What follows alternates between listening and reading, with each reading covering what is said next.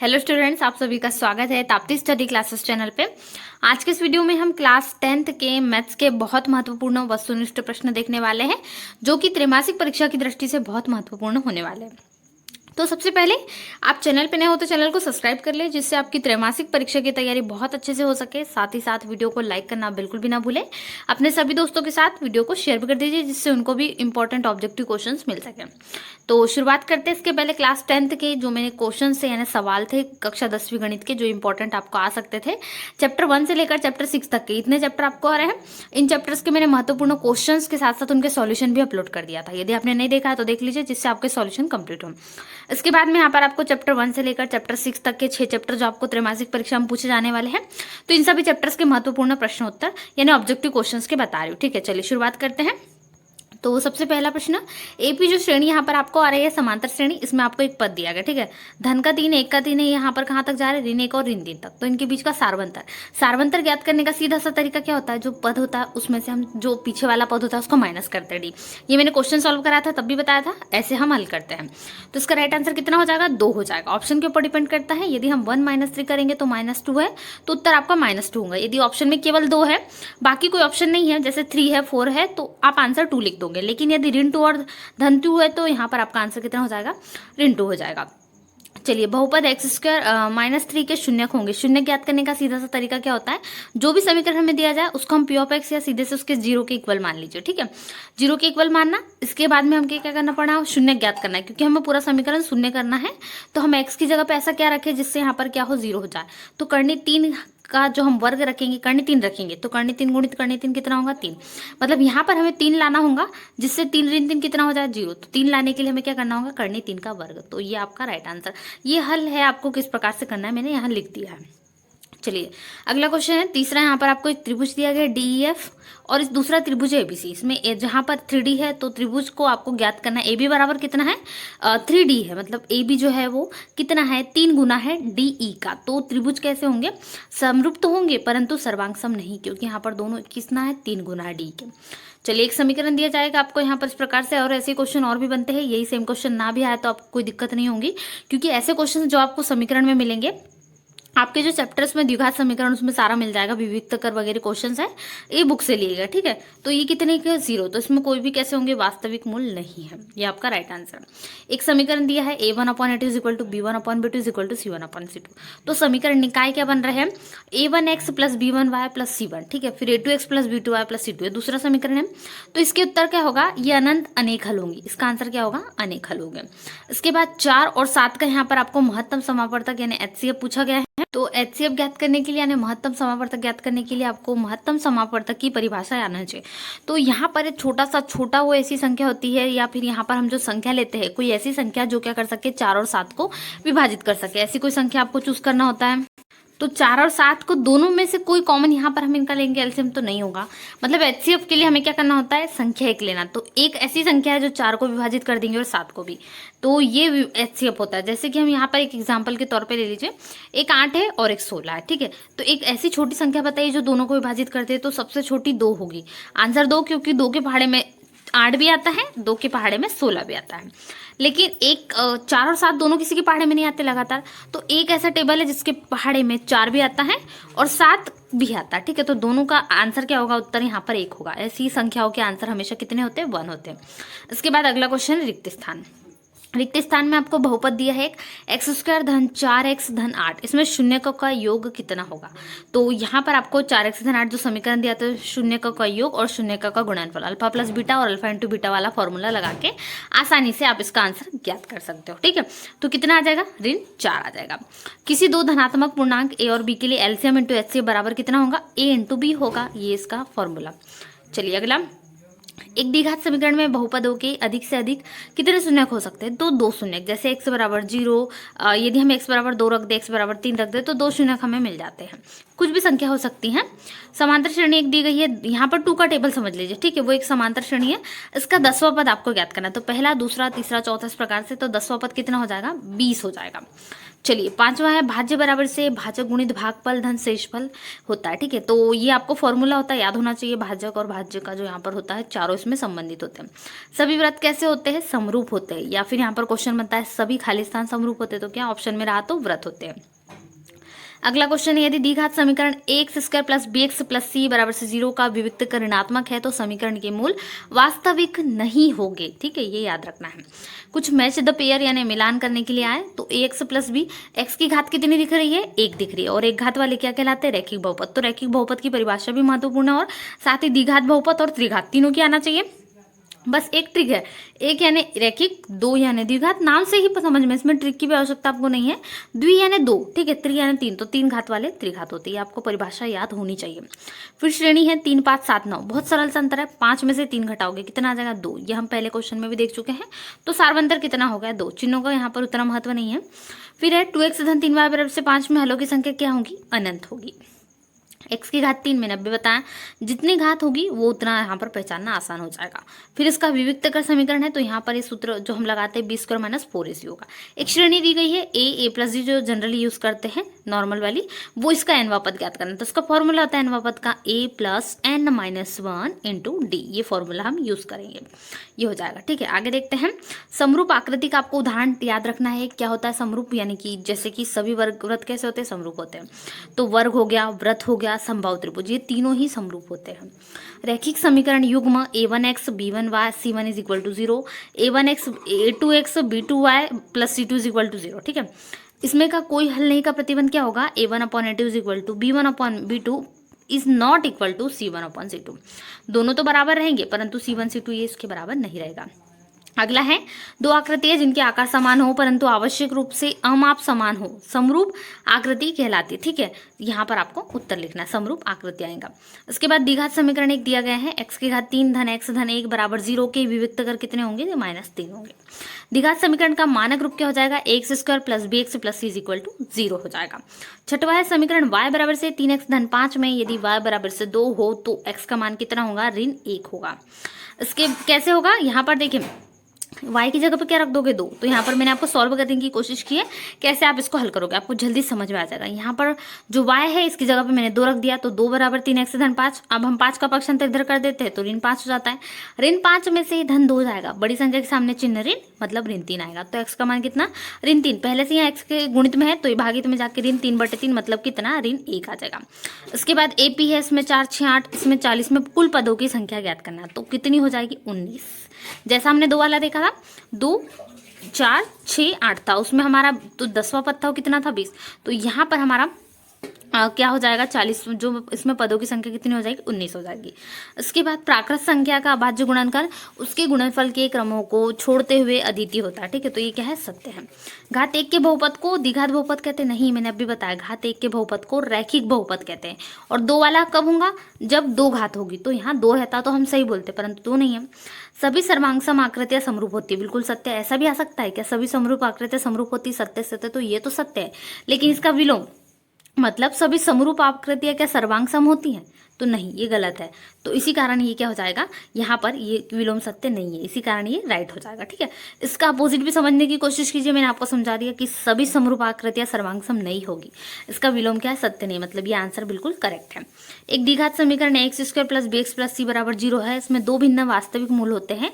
तो b² इन 4ac minus 4ac छोटा है 0 से, तो ये सही है क्या? तो ये गलत है। ठीक है, आपका आंसर क्या हो जाएगा? गलत है, असत्य है। चलिए अगला देख लेते हैं, 5वां और 6वां जो आपको है। a1/a2 बराबर नहीं है b1/bt के। इस स्थिति में रैखिक समीकरण युग्म दिया a1x plus b1y plus c1 बराबर 0, a2x plus b2y plus c2 बराबर 0 संगत होते हैं क्या? तो हाँ, बिल्कुल करेक्ट आंसर है, ये इसमें संगत होते हैं। उसके बाद बहुपद दिया है, इसमें शून्यकों का गुणनफल c/a से, जो फॉर्मूला होता है इसमें c होता है, जो अंतिम पद होता है वो, और यहाँ पर पहला पद, तो c/a करेक्ट आंसर है। तो ये हो जाएगी। तो इस प्रकार से आज के इस वीडियो में हमने क्लास 10th के बहुत ज़्यादा इंपॉर्टेंट ऑब्जेक्टिव क्वेश्चन देखे मैथ्स के। तो सबसे पहले चैनल पर नहीं हो तो चैनल को सब्सक्राइब कर ले, जिससे कि 10th मैथ्स के आपके इंपॉर्टेंट वस्तुनिष्ठ प्रश्न कंप्लीट हो सके। साथ ही ऐसे वीडियोस के लिए चैनल से जुड़े रहिए, चैनल को सब्सक्राइब कर लीजिए, वीडियो को लाइक भी कर दीजिए। आपके जितने भी त्रैमासिक परीक्षा के संबंधित जितने भी इंपॉर्टेंट क्वेश्चंस के साथ साथ में ऑब्जेक्टिव प्रश्न है, वस्तुनिष्ठ प्रश्न, वो भी आपको प्रोवाइड जल्दी हो जाएंगे। चलिए मिलते हैं नए वीडियो में, दोस्तों के साथ शेयर जरूर करें। Thanks for watching. स्टूडेंट्स, आप सभी का स्वागत है ताप्ती स्टडी क्लासेस चैनल पे। आज के इस वीडियो में हम क्लास 10th के मैथ्स के त्रैमासिक परीक्षा के अकॉर्डिंग बहुत ज़्यादा महत्वपूर्ण प्रश्न देखने वाले। ठीक है, ये कहाँ कहाँ से आपके महत्वपूर्ण प्रश्न है, प्रश्न बैंक से भी लिए गए, साथ में जो आपके पुराने मॉडल पेपर थे उनको भी यहाँ पर कलेक्ट किया गया। ठीक है, तो बहुत ज़्यादा महत्वपूर्ण है, एक भी क्वेश्चन आपको इससे बाहर नहीं आएगा, मतलब इनमें से क्वेश्चन पूछे जाएंगे। जैसे मैंने पहले ही बता दिया था, प्रश्न बैंक से भी आपको बहुत सारे महत्वपूर्ण प्रश्न बन रहे हैं। तो चलिए, कुछ प्रश्नों के यहाँ पर बहुत सारे सॉल्यूशंस मैं आपको बताने वाली हूँ जो कि आपको बहुत बहुत ज़्यादा इंपॉर्टेंट हो सकते हैं। तो सबसे पहले, चैनल पे नए हो तो चैनल को सब्सक्राइब कर लीजिए। इसके पहले मैंने आपको हिंदी और इंग्लिश के भी जितने भी इंपॉर्टेंट क्वेश्चंस बताए थे उसी टाइप से आपको क्वेश्चंस पूछे जा रहे हैं। ठीक है, थोड़े बहुत क्वेश्चन नहीं मिल रहे हैं, नहीं तो बाकी सारे क्वेश्चंस आपको एग्जाम में आने को ही मिल रहे हैं। ठीक है, तो ऐसे ही आप तैयारी करना चाहते हो त्रैमासिक परीक्षा के एकदम बेस्ट तरीके से सारे एग्जाम्स के लिए प्रिपरेशन करना चाहते हो तो सबसे पहले चैनल को सब्सक्राइब कर ले, वीडियो को लाइक कर दे अपने सभी दोस्तों के साथ, वीडियो को शेयर करना बिल्कुल भी ना भूले। तो जो क्लास 10th मैथ्स के मैं जितने भी क्वेश्चन आपको बताऊंगी सभी की प्रैक्टिस करना शुरू कर दीजिए। बहुत जल्दी, आपको समय कम है आपके पास, फटाफट से एक एक क्वेश्चन को सॉल्व करके देखिए जिससे आपको क्वेश्चन बन जाए और आप एग्जाम में अच्छे से इनको सॉल्व करके आए। आपको यदि संख्या कुछ थोड़ी बहुत चेंज भी आती है तो क्वेश्चन तो वही रहेगा। ठीक है, चलिए शुरुआत करते हैं। ये क्वेश्चन कुछ ऐसे हैं जो बहुत सारे इंपॉर्टेंट है। सबसे पहले आपको क्वेश्चन है, दो क्रमागत धनात्मक पूर्णांकों का गुणनफल दिया गया 306। फिर माना पहला धनात्मक पूर्णांक कितना है, x। आपको क्वेश्चन कुछ इसी प्रकार से मिलता है, एक जो धनात्मक पूर्णांक संख्या है उसका गुणनफल दिया जाता है। तो आपको जो धनात्मक पूर्णांक है संख्या है, जैसे प्रथम और दूसरी, ये ज्ञात करना होता है। तो हम इनको पहली को क्या मान के शुरुआत करते हैं, x मान के, और दूसरी धनात्मक पूर्णांक हम x+1 मान के सॉल्व करते हैं। ठीक है, इसका क्वेश्चन आपको बुक में ही मिल जाएगा। तो दो क्रमागत धनात्मक पूर्णांकों का गुणनफल कितना दिया है, 306 दिया गया, क्वेश्चन में है। तो यदि दिया गया है तो दोनों का योग कितना है, 306, मतलब पहली धनात्मक पूर्णांक गुणनफल है, तो दोनों का गुणनफल कितना है, 306। तो पहले का गुणनफल दूसरे का, तो x धन 1 हमने पहला माना है और दूसरा कितना माना है, x। तो x धन 1 में x का गुणा करेंगे तो कितना हो जाएगा, x में x का करेंगे तो x² धन x हो जाएगा। तो यही लिखा है, x² धन x ऋण 306, हमने 306 का पक्षांतर कर दिया। बस समीकरण को सॉल्व कर दिया, क्योंकि द्विघात समीकरण तो इस प्रकार से इसका हल हो जाएगा। इसके बाद में चूंकि यहाँ पर x बराबर से ऋण 18 निकल गया और x दूसरे x का मान कितना निकला, 17, तो दोनों 17 और 18 मान निकला, तो इस हिसाब से हम यहाँ पर मान रख देते। ठीक है, तो पहला धनात्मक पूर्णांक हमारा कितना था, x यानी 17, दूसरा धनात्मक पूर्णांक x धन 1, यहाँ पर x कितना है, ऋण 18 धन 1, मतलब कितना, ऋण 17, यहाँ पर आपका करेक्ट आंसर हो जाएगा। इतना आपको लिख देना। ठीक है, इतना इस प्रकार से हो जाएगा आपका सॉल्यूशन, यहाँ पर 18 हो जाएगा। दोनों क्वेश्चन को आपको इस प्रकार से हल करना है। चलिए, इसके बाद दूसरा प्रश्न है, यदि यहाँ पर आपको क्या पूछा जाता है, त्रिभुज जो समरूपता है उसकी कंडीशन पूछी जाती है, या त्रिभुज समरूपता का गुण क्या होता है, या त्रिभुज समरूपता। जितने भी क्वेश्चन आपको समरूप से बने एक ही आंसर इसका हमेशा होता है। ठीक है, कुछ भी क्वेश्चन पूछा जा सकता है एग्जाम में।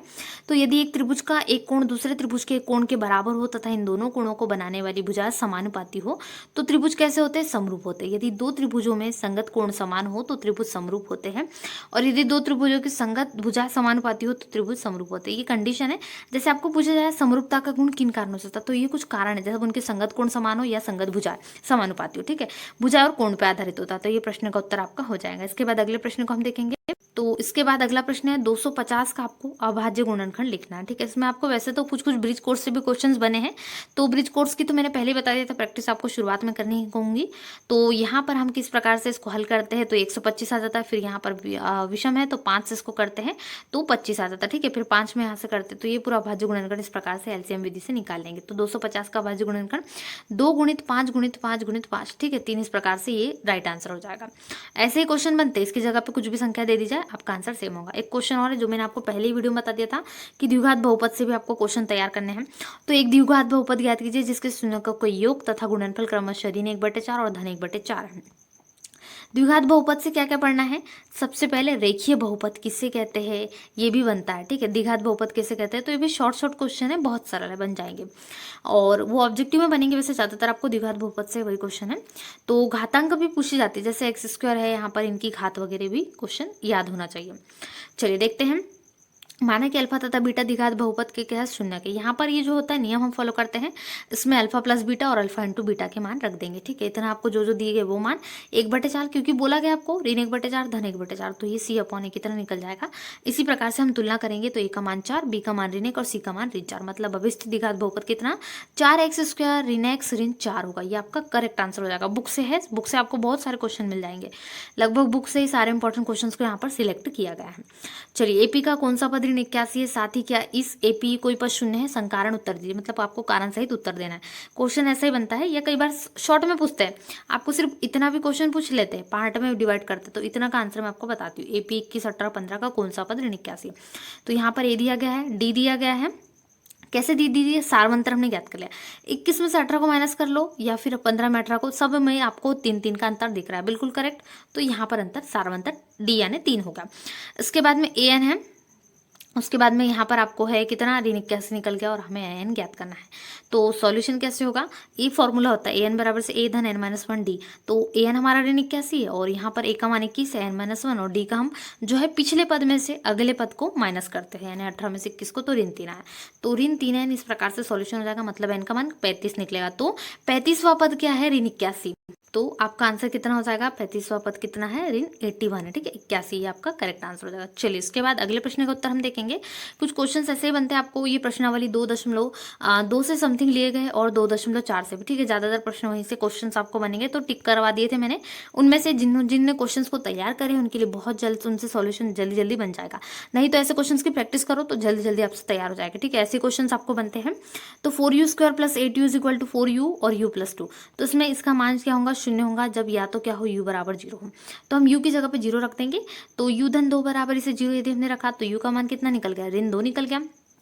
तो इसके शून्य 0 और ऋण 2 हो गया। अब शून्य का योग और शून्य का गुणनफल, ये कंपलसरी नहीं होता, कई बार क्वेश्चन में पूछता है तो हमें सत्यता की जांच करना होता है, लेकिन इतना ही पूछेगा शून्य होंगे या नहीं, तो सिर्फ इतना।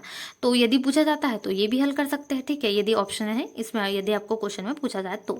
इसके बाद अगला क्वेश्चन है, दर्शाएगी प्रत्येक धनात्मक संपूर्णांक 2q के रूप में होता है तथा प्रत्येक धनात्मक विषम पूर्णांक 2q + 1 के रूप में होता है, जहां q कोई पूर्णांक है, ठीक है।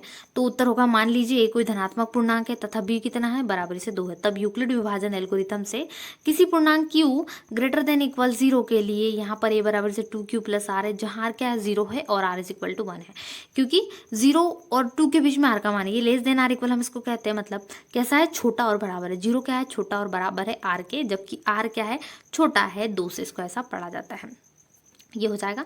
तो ये पूरा आंसर आप इसको इस प्रकार से लिख सकते हैं। चलिए अगला देखेंगे। उसके बाद बहुत महत्वपूर्ण प्रश्न है, t² - 15, इसको हम कैसे लिख सकते हैं, t² - 15 है, 15 को हम क्या करनी में लिख सकते हैं, तो बिल्कुल करनी 15 गुणित करनी 15 गुणित करनी 15 कितना होगा, 15 ही होगा, मतलब √15 = √15 मल्टीप्लाई करोगे तो दोनों ही 15 होंगे। तो यहाँ पर इसका सॉल्यूशन हो जाएगा, ठीक है। आपको शून्य करने के लिए यहाँ पर आता है 0 पॉलिनोमियल में जैसे पूछा जाता है तो ये आ जाएगा। तो यहाँ पर आप t का मान कितना लिख दोगे, √15 कैसे निकला, बिल्कुल इसी प्रकार से हमने इसको क्या करा, समीकरण हमारा क्या होता है, आप जानते होंगे a² - b² फॉर्मूला, तो बिल्कुल वही रूप में हमने बना लिया। करनी 15 हमने लिख दिया, 15 को करनी 15 गुणित करनी 15, मतलब करनी 15 का वर्ग फिर से 15, वही बात हुई। तो a धन b a ऋण b फॉर्मूला तैयार हो गया। इसमें यदि हमने शून्य मान रख दिया, किसका मान हमने एक जो t धन 15 इसको शून्य माना, या t ऋण 15 को एक बार, तो एक बार ऋण 15 निकला करनी, एक बार करनी 15, तो यही होगा इसके शून्य, करनी 15, ऋण करनी 15 और धन करनी 15। चलिए अगला प्रश्न। इसी प्रकार से कई बार HCF ज्ञात करने आते हैं, संख्या कोई भी हो सकती है, आपको इन संख्याओं से प्रैक्टिस करना है, ठीक है। तो 135 और 225, तो 135 और 225 का कैसे करोगे आप, सबसे पहले 225 बराबर से कितना, हम 135 में किसका गुणा करेंगे, 135 का, 135 में 1 का गुणा करेंगे तो 135 + 90, दोनों को प्लस करोगे तो कितना आ जाएगा, 225। फिर इसी प्रकार से 135 को भी हम सॉल्व कर लेंगे, तो बहुत सरल तरीके से सॉल्व हो जाएगा, ये आपका सॉल्यूशन हो जाएगा। चलिए आगे देखते हैं। चलिए इसी प्रकार से प्रश्न है 306, 657, यहाँ पर आपको दिया गया है, इसमें आपको इसका एलसीएम ज्ञात करना है, ठीक है। HCF इनका 9 दिया है आपको, पहले से HCF बताया गया है, जैसे ऐसा प्रश्न नहीं बनता है, प्रश्न थोड़ा लॉन्ग बनता है। दिए गए जो है यहाँ पर 2 संख्या दिए गए 657 और 306, इनका HCF कितना है, 9 है, तो इनका एलसीएम ज्ञात कीजिए। ऐसा क्वेश्चन थोड़ा सा लंबा बन सकता है, तो कंफ्यूज नहीं होना है, ठीक है, तैयारी करना है आपने अच्छे से। इन प्रश्नों को ज़्यादा से ज़्यादा तैयार कीजिए, वेरी वेरी इंपॉर्टेंट है, इन क्वेश्चन से ही पूछे जाते हैं, वार्षिक तक के लिए इंपॉर्टेंट है, वार्षिक भी आपको इन्हीं में से सिलेक्ट होकर क्वेश्चन बनते हैं। तो ये क्वेश्चन ऐसे क्वेश्चन है जो बहुत MP सिलेक्टेड क्वेश्चन है, बहुत प्रैक्टिस करना चाहे तो अभी भी लिख के रख लीजिए इन क्वेश्चन को कहीं पर, ताकि आपको काम आए। इंपॉर्टेंट अपने नोट्स बना लीजिए, उसमें आपको बहुत काम आएंगे।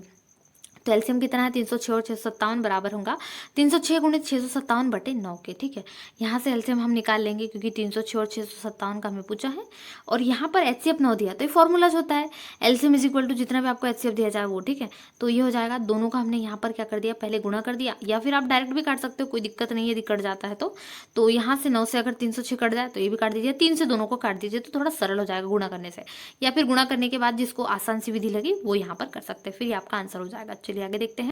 चलिए इसके बाद कुछ क्वेश्चन है, जैसे हमें यहाँ पर जो एक रैखिक समीकरण दिया जाता है इसके हमें अनेक हल होने के लिए, अद्वितीय हल होने के लिए इस पे क्वेश्चन बनते हैं। तो एक क्वेश्चन आपको बुक में मिलेगा कि x plus 3y minus k minus 3 is equal to 0, 12x plus k y minus k is equal to 0, इसमें आपको सॉल्व करना। ठीक है, तो हम यहाँ पर तुलना करते हैं, समीकरण इसी प्रकार से बना हुआ है। तो a1/a2 is equal to k upon 12, b1/b2 is equal to 3/k, c1/c2 is equal to k minus 3/k। ये सब कुछ समीकरण से लिया है, कहीं अलग से नहीं लिया है, बहुत सरल विधि होती है। तो वीडियो को लाइक करना बिल्कुल भी ना भूलें, जिन्होंने अभी तक वीडियो को लाइक नहीं करा है, चैनल पे नए हो और अभी तक चैनल सब्सक्राइब नहीं करा है तो चैनल को जरूर सब्सक्राइब कर लीजिए, क्योंकि यहाँ पर आपको त्रैमासिक परीक्षा के अकॉर्डिंग, जैसे कि आपकी त्रैमासिक परीक्षा है इसके अकॉर्डिंग सारे महत्वपूर्ण प्रश्न आपको प्रोवाइड होने वाले, जितने भी इंपॉर्टेंट क्वेश्चन आपको आएंगे वो सारे के सारे क्वेश्चन यहाँ पर मैं आपको प्रोवाइड करने वाली हूँ। साथ ही साथ जितने भी आपको क्वेश्चन के सॉल्यूशन, बहुत ज़्यादा इंपॉर्टेंट क्वेश्चन उनके सॉल्यूशंस भी प्रोवाइड होंगे। तो आपके सारे महत्वपूर्ण प्रश्नों के उत्तर के लिए चैनल से जुड़े रहिए। साथ ही यहाँ पर आपको जितने भी सब्जेक्ट है सभी की त्रैमासिक परीक्षा की आप बहुत अच्छे से तैयारी करना चाहते हैं तो चैनल से जुड़ जाइए। चलिए k upon 12 is equal to 3/k is equal to k minus 3/k। ठीक है, तो k बटे बराबर से 3/k हो जाएगा, जहां पर इस प्रकार से आप इसको हल कर सकते हैं। पूरे क्वेश्चन को आपको अच्छे से सॉल्व करना है। चलिए आगे देखते हैं अगले प्रश्न का उत्तर। चलिए इसी प्रकार से प्रश्न है 2x² plus x minus 6 is equal to 0 है, तो दोनों को यहाँ पर सॉल्व कर लिया हमने। 2x² plus 4x minus 3x ऋण 6 बराबर 0, तो 2x यहाँ से हम क्या कर ले लेंगे, कॉमन ले लेंगे। तो 2x यदि कॉमन है, यहाँ एक दो है x की घात, एक बाहर चली गई तो एक बची, तो यहाँ पर से 4 है, 2 बाहर चला गया तो 2 बचा। इसी प्रकार से 3 को कॉमन ले लिया, दोनों के बराबर 0 कर दिया। तो इस प्रकार से आपको इसका हल कर लेना। ठीक है, x के मान यहाँ पर आ जाएंगे। चलिए अगले प्रश्न हम देखेंगे, इसी प्रकार से आपको पूछा गया है। तो ये क्वेश्चन है, बिल्कुल सेम भी क्वेश्चन कई बार पूछा जाता है। पिछले बार की जब बोर्ड परीक्षा का पेपर देखोगे, लगभग 2019 का पेपर, उसमें ये क्वेश्चन बहुत बार पूछा गया था। मतलब ये क्वेश्चन लगातार सालों से आ रहा है तो ये क्वेश्चन बनता ही बनता है। ठीक है, तो ये भी आपको शायद आ सकता है। तो एक समकोण त्रिभुज की ऊंचाई उसके आधार से 7 सेंटीमीटर कम है, यदि जो है कर्ण 13 सेंटीमीटर का हो तो अन्य दो भुजाएं ज्ञात कीजिए। तो बहुत सरल है, समकोण त्रिभुज दिया है, मतलब हम समकोण त्रिभुज का हम जानते हैं पाइथागोरस प्रमेय से, आधार का वर्ग धन लंबाई का वर्ग बराबर से कर्ण का वर्ग, मतलब जो दो भुजा है वो तीसरी भुजा के वर्ग के बराबर होती है, दो भुजाओं का वर्ग, ये नियम ही होता है इसका। जो दिया है मान रख दीजिए, x² धन x ऋण 7 का होल स्क्वायर 13 का स्क्वायर, बस समीकरण सॉल्व कीजिए और आपका हल आ जाएगा। जो दिया गया उसको हल करके हम यहाँ पर देख सकते हैं। इसके बाद आपको कुछ इस प्रकार से हल कर देना है, क्योंकि ऊंचाई हमारी जो है यहाँ पर ऋण में नहीं हो सकती है, यानी कि यहाँ पर असंभव है। ठीक है, तो ऋण 5 नहीं हो सकती, तो क्या होगी 12 सेंटीमीटर। तो 12 हम लेके चलते, क्योंकि हमने मान माना था, तो 12 ऋण 7 कितना हो जाएगा 5 सेंटीमीटर, अर्थात इसकी समकोण त्रिभुज का आधार 12 सेंटीमीटर, ऊंचाई कितनी है 5 सेंटीमीटर, ये करेक्ट आंसर हो जाएगी। चलिए इसी के बाद आपको एक समांतर श्रेणी से जो क्वेश्चन बन रहा है वो क्या क्वेश्चन है। इससे तो मैंने एपी वाला एक क्वेश्चन बताया था -81 पद वाला। इसके बाद 10, 7, 4 और ऋण 62 का अंतिम पद से प्रथम पद की ओर 11वां पद आपको ज्ञात करना है। तो फिर से ए का मान निकालना है, डी का मान निकालना है, अंतिम पद से हम जो यहाँ पर है, जैसे कि 7 में से 10 को माइनस कर दीजिए, यानी कि ऋण 3 आ जाएगा। तो ये हो जाएगा एल का मान ऋण 62 यहाँ पर आ गया है। एल को हम क्या कहते हैं अंतिम पद, तो अंतिम पद कितना है ऋण 62 है, तो एल अंतिम पद होता है। सार्वंतर यानी दोनों के जितने भी संख्या उनके बीच कितना अंतर चल रहा है वो कहलाता है। और ये मतलब जो प्रथम पद होता है उसको कहा जाता है। तो यहाँ पर हमें कुल पदों की संख्या निकालेंगे, फॉर्मूला होता है मैंने पहले ही बता दिया, इससे 2-3 क्वेश्चन बनेंगे। तो ऋण 62 बराबर से 10 धन n-1 ऋण 3, तो ऋण 72 बराबर से n-1 इंटू -3, तो n-1 बराबर कितना 24, मतलब n बराबर कितना 25। तो दी हुई एपी में कितने पद है 25 पद है, आपका करेक्ट आंसर। तो इसी प्रकार से आप इसको सॉल्व कर लोगे। ऋण 32 आपका क्या आ जाएगा 11वें पद हो जाएगा, ये करेक्ट आंसर है। ठीक है, आपको इसका सॉल्यूशन कर लेना है। चलिए अगला उत्तर देखेंगे। उसके बाद अगला प्रश्न है एपी दिया गया है, बिल्कुल भाई मैंने बताया ना आपको 4 क्वेश्चन यहाँ से तैयार करना है। जिस विद्यार्थी को अच्छे नंबर चाहिए, जो स्टूडेंट चाहते हैं, तो उनको एपी यहाँ पर मतलब जो समांतर श्रेणी है वो पढ़ के जाना। ठीक है, अल्टरनेट जो यहाँ पर आती है श्रेणी वो, तो इसमें 54वें पद से 132 अधिक है कौन। ठीक है, 3, 15, 27, 39 दिया गया है। इसको हम सॉल्यूशन कुछ इस प्रकार से कर लेंगे। तो एन का मान कितना आ जाएगा 65 आ जाएगा, आपका राइट आंसर होगा। तो 65वां पद हो जाएगा। ठीक है, आंसर क्या होगा, तो एन यानी यहाँ पर पद है। ठीक है, पदों की संख्या, एनवां पद यहाँ पर जैसे 65वां पद होगा, तो सही आंसर हो जाएगा। चलिए अगला प्रश्न देख लेते हैं। आप त्रिभुज चतुर्भुज से जो क्वेश्चन आते हैं वो बनेंगे। या तो एक त्रिभुज का तैयार करिए, जैसे मैंने 13 सेंटीमीटर वाला आपको एक बताया, और ये भी आपको एक तैयार करना है। चतुर्भुज से भी क्वेश्चन बनेगा। तो एक चतुर्भुज ABCD के विकर्ण परस्पर बिंदु O पर इस प्रकार प्रतिषेध करते हैं कि AO upon BO CO upon DO, ठीक है। दर्शाइए कि ABCD एक समलंब है। कई बार चित्र दे दिया जाता है क्वेश्चन में और कई बार हमें बनाना होता है। तो यहाँ पर हम क्या बनाएंगे, एक विकर्ण परस्पर बिंदु को प्रतिषेध करते हैं। तो देखिए ये कर रहे हैं, प्रतिषेध बिंदु हमने O नाम दिया, ठीक है। यदि नहीं दिया जाता है तो आप अपने मन से चित्र बना लीजिए। क्वेश्चन के हिसाब से बन जाता है, ऐसा नहीं कि मन से, जो जो क्वेश्चन में दिया है उतना उतना। तो ABCD एक चतुर्भुज दिया है जिसके विकर्ण AC और BD परस्पर O बिंदु पर इस प्रकार प्रतिष्ठित करते हैं कि AO अपॉन BO बराबर CO अपॉन DO। तो यहीं से आपको हल कर लेना, ठीक है। ये आपका शीर्षाभिमुख कोण बन जाएगा, समानुपाती में हो जाएगी। ये बराबर कोणों को अंतर्गत करने वाली भुजा है। तो संगत कोण बराबर है लेकिन ये एकांतर कोण है, तो इस कारण AB कैसा हो जाएगा, समांतर हो जाएगा DC की। ये आपको इस प्रकार से हल करना है, एक दूसरे के समांतर और समरूप है। तो ये आपका आंसर हो जाएगा। चलिए अब जो मोस्ट इंपॉर्टेंट है वो है प्रतिस्थापन विधि और विलोपन विधि। एक क्वेश्चन प्रतिस्थापन से बनेगा, एक विलोपन से, या फिर आपको द्विघात बहुपद है, समीकरण, इनसे भी क्वेश्चन बनते हैं। तो सबसे पहले हम प्रतिस्थापन विधि का देखेंगे। तो एक समीकरण युग्म, यहाँ पर संख्या चेंज भी हो सकती है परंतु कुछ नहीं करना, हल जैसा का वैसा ही रहेगा। संख्या चेंज है तो गुणा अलग हो जाएगा, बाकी कुछ भी नहीं। तो इनकी प्रैक्टिस कर लीजिए, वो तो क्वेश्चन बन ही जाएगा। लेकिन यदि आपने इसको अच्छे से प्रैक्टिस कर लिया, आपको याद हो गया कि क्वेश्चन को कैसे कैसे हल करना है, प्रैक्टिस मेथड, तो इससे बहुत हेल्प मिल जाएगी।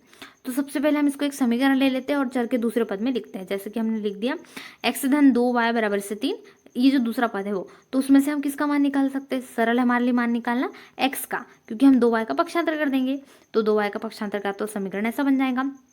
इसके बाद हमने x का जो मान निकाला है इसको हम समीकरण नंबर 1 दे देंगे। जैसा कि हमने कहा इसको समीकरण देना आवश्यक है, तो जो सबसे पहले था उसको हम देंगे समीकरण नंबर 1। उसमें रख दिया x का मान यहाँ पर 3 ऋण 2y, और बाकी समीकरण जैसा का वैसा गुणा कर दिया। 7 में 3 का करा 21, 7 में 2 का करा 14 और y जैसा का वैसा। और ऋण 15y पहले से था, y वाले को ऋण 14 और ऋण 15 को जोड़ा, ऋण 29, ये 21 का पक्षांतर कर दिया। 2 ऋण 21 मतलब कितना, ऋण 19, क्योंकि बड़ी संख्या के सामने का चिन्ह ऋण है। तो y बराबर से कितना हो गया, ऋण से ऋण कैंसिल होगा, ये सभी को नियम आते हैं। और उसके बाद 19/29 का राइट आंसर, क्योंकि किसी संख्या से कटते नहीं, इसलिए आपका राइट आंसर क्या होगा, 19/29 करेक्ट आंसर होगा। लेकिन इसके बाद हमें क्या करना है, प्रतिस्थापित भी करना है, क्योंकि हमने केवल x का मान यहाँ पर जो है निकाला है, y का मान निकाला सॉरी, तो x का मान हमें निकालना है। तो y का मान क्या करेंगे हम, यहाँ पर जो हमारा समीकरण था x बराबर से हमने कितना निकाला था, 3 ऋण 2y, ठीक है। तो 3 ऋण 2y हमने निकाला था। यहाँ पर जो y दिख रहा है हमारा कितना निकला, 19/29। तो यहाँ से हम इसका मान रख देंगे, तो 19 में 2 का गुणा करेंगे। तो यहाँ पर इसको इस प्रकार से हल कर सकते हैं। फिर हम बटे में कितना हो जाएगा, 29 हो जाएगा। इस प्रकार से ये सॉल्यूशन हो जाएगा, आपको हल कर लेना है। जैसे ही फिर हम यहाँ पे गुणा करने के बाद में उसको 3 से घटा देंगे, तो ये आपका हल आ जाएगा कितना, 19/29 और 49/29। एक्स और वाई दोनों के मान आ गए, ये आपका सॉल्यूशन। चलिए अगला प्रश्न क्या हो सकता है, जैसे कि यहाँ पर विधि मेथड है, इसमें संपाती, इसमें ग्राफ बनाने के लिए आ सकते हैं। क्वेश्चन ग्राफ से आ सकता है, ग्राफ पेपर हो सकता है आपको एग्जाम में मिले, या फिर नहीं मिले तो अपनी कॉपी में भी ग्राफ बना सकते हैं, इसमें भी कोई दिक्कत नहीं, नंबर नहीं कटते हैं, या आपको स्कूल की तरफ से मिलना चाहिए वैसे तो ग्राफ। x धन y बराबर से 5 है और 2x धन 2y बराबर 10 है। इसको हम समीकरण नंबर 1 दिया, इसको समीकरण नंबर 2। क्वेश्चन सिर्फ इतना बनता है, इसमें संबंधित पूछे जाते हैं। संपाती रेखा है, संगत है, इसको हम हल करेंगे। यहाँ पर 1 है, यहाँ पर 2, यहाँ पर 1, यहाँ पर 2, यहाँ पर 5 और यहाँ पर 10। ये हमारा समीकरण बन गया, a1/a2 b1/b2 c1/c2, ऐसा निकालते हैं तो बिल्कुल सही है। इस हिसाब से हम 5 को 1 और ये 2 से काट सकते हैं। 5 एकम 5, 5 दूनी 10, तो 2 तीनों 1/2 मतलब तीनों बराबर, तो ये तीनों बराबर होगा। इसलिए कैसे, संगत और संपाती, क्योंकि तीनों बराबर है। तो ग्राफ के लिए आपको समीकरण 1 से x धन y बराबर से कितना 5, और तो यहाँ से x का मान कितना आ गया, 5 ऋण y का मान 0, 1, 2 रखने पर हमें इस प्रकार से सारणी प्राप्त होती है। समीकरण 2 से हम मान निकालेंगे, क्योंकि हमने x धन y बराबर से 5, तो 5 ऋण y, जो ये मान निकले इसको तो ये डबल रिपीट हो गया। हम इसके लिए आपको ग्राफ तैयार करना है, ठीक है। ये ग्राफ तैयार हो जाएगा। ग्राफ ध्यान से देख लीजिए, आपको इसी प्रकार से अपनी कॉपी में नोट करना है, या फिर कोशिश करना है कि ऐसा ही ग्राफ सुंदर सा आपसे बन जाए। तो ये पूरा का पूरा कंप्लीट सॉल्यूशन हमने देखा इसी प्रकार से 10th मैथ्स का, तो जो कि आपके लिए बहुत बहुत ज़्यादा इंपॉर्टेंट होने वाला है। एक भी क्वेश्चन को नहीं छोड़ना है। ऐसे ही त्रैमासिक परीक्षा की इंपॉर्टेंट क्वेश्चन की आप तैयारी करना चाहते हैं तो चैनल को सब्सक्राइब कर ले, वीडियो को लाइक करना बिल्कुल भी ना भूले, अपने सभी दोस्तों के साथ वीडियो को जल्दी से शेयर भी कर दीजिए, जिससे उनकी भी हेल्प हो सके। चलिए मिलते हैं नए वीडियो में, तब तक वीडियो को लाइक शेयर जरूर करें। Thanks for watching.